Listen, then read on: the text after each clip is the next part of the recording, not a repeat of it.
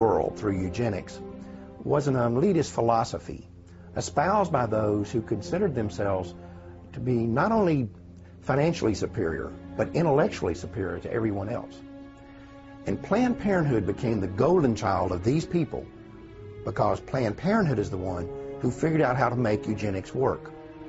They figured out that the key to racial genocide is not in killing people, but in convincing the target group to commit mass suicide.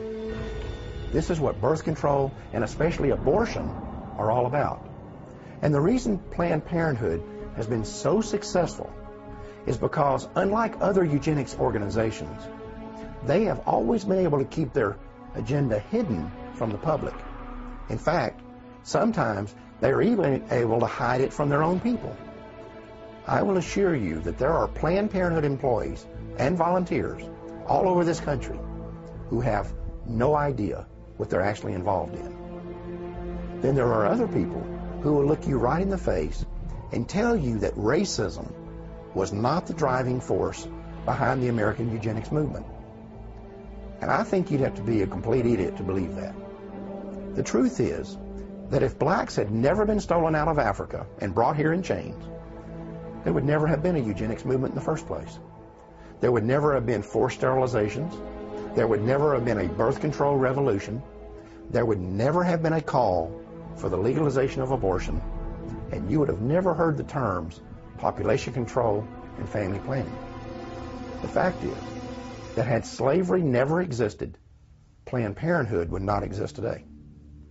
We need to remember that over 60 years ago, a man who could today be called the father of modern-day eugenics proposed that population control clinics be concentrated in minority neighborhoods.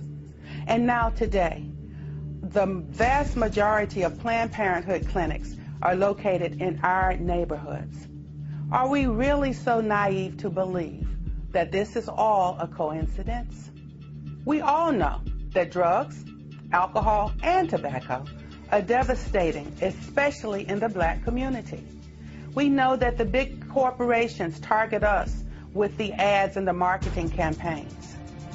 And yet, we don't notice that Planned Parenthood is doing the very same thing? We need to pay attention to the fact that in the 1960s, when we as African Americans began to demand our civil rights, for the first time in American history, there began a widespread cry in our government for legalized abortion. Was that coincidence too? Or could it be that when we said we would no longer sit on the back of the bus, a place was being reserved for us down at the abortion clinic?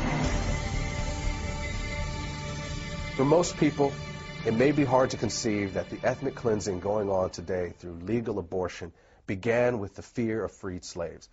But as you have seen, that is exactly what happened.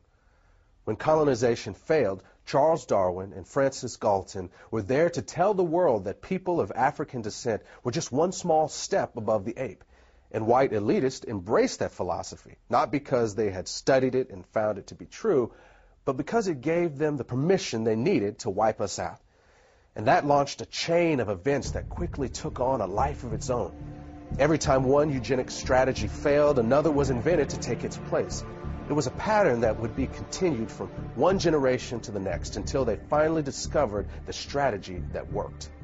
You know, when you study the Nazi Holocaust, you can see these films of Jews running into ditches to be shot in the head. You can even see films of them actually walking into the gas chambers. And it's tempting to ask yourself why they didn't fight back. I mean, if you're going to be killed anyway, what do you have to lose? Perhaps the answer is that they simply could not believe it was really happening. Maybe the normal human mind is just not wired to accept that your fellow man is capable of such senseless brutality on such a scale, even when you see it happening with your own eyes.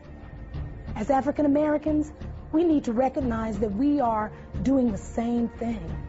We need to understand that terms like pro-choice and reproductive rights and family planning are nothing more than marketing slogans. They're just code words that organizations like Planned Parenthood use to hide the fact that we're voluntarily submitting to the will of those who have been trying to exterminate us since the day slavery ended. At the beginning of this program, we told you that the Ma'afa didn't end with the freeing of the slaves, and that in fact, it hasn't ended yet. Now you've seen the rest of the story. Now you know that legalized abortion is more than just a crime against humanity. It is also the continuation of a 150-year-old racial agenda that was founded in black genocide. And I hope that you have also come to see that as long as abortion remains legal, the Ma'afa cannot end. Thanks for watching. Brothers and sisters,